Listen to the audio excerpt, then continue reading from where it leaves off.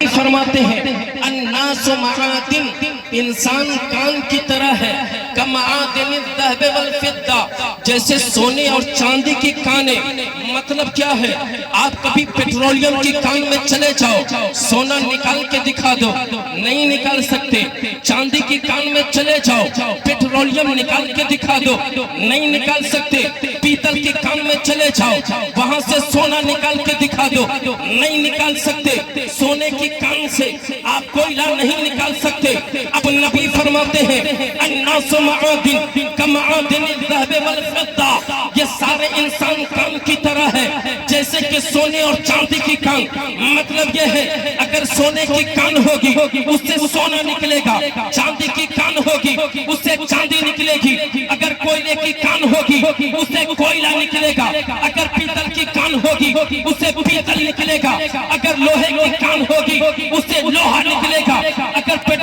اس سے پیٹرولیم بھی نکلے گا۔ ایسا کبھی نہیں ہو سکتا کان کی ہو وہاں سے پیداوار کوئی اور شے ہو۔ اب نبی فرماتے ہیں تم دیندار کو اختیار کرو، اگر دیندار کو اختیار نہیں کرو گے تو تمہارے اوپر سزا کیا ہوگی، تم پر عذاب کیا ہوگا، تم میں فساد کیا ہوگا، تم میں فتنہ کیا ہوگا۔ اگر لڑکی دیندار نہیں ہوگی، اگر لڑکی نیک دینت نہیں ہوگی، اگر لڑکی پارسا نہیں ہوگی، خوبصورت تو ہوگی تو اس سے جو اولاد جنم لے گی، اس سے جو بچہ پیدا ہوگا، جب شوہر اور بیوی کا اختلاط ہوگا اس سے جو بچہ جنم لے گا وہ بچہ دیندار نہیں ہوگا، وہ بچہ شریعت پہ چلنے والا نہیں ہوگا، وہ بچہ اسلام کا ماننے والا نہیں ہوگا، وہ بچہ اسلامی قانون پہ چلنے والا نہیں ہوگا۔ تو حال یہ ہوگا اب خواہش جمانے کی تھی چند دنوں میں ٹوٹ گئی، اب خواہش جمانے کی تھی چند ایام میں پارا پارا ہو گئی۔ انسان جب شادی کرتا ہے، جب بچے کی پیدائش ہوتی ہے،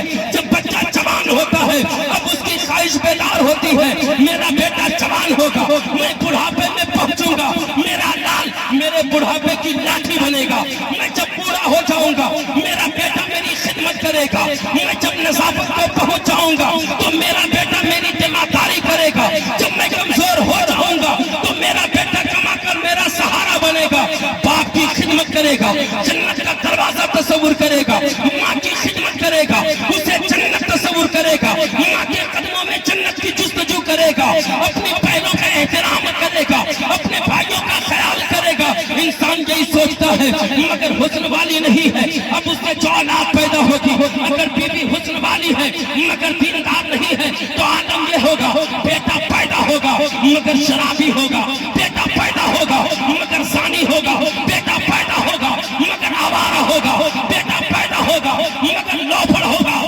بیٹا پیدا ہوگا مگر گناہ گردی کرنے والا ہوگا۔ تو یاد رکھو اب اس بیوی سے اگر تم تمنا کرو گے کہ نیک اولاد پیدا ہو جائے تو ایسا کبھی نہیں ہو سکتا، جیسے ایک کان سے دوسری چیز کی پیداوار نہیں ہو سکتی ایسے ہی کسی گنہگار عورت سے کوئی پاؤں سا بیٹا پیدا نہیں ہو سکتا۔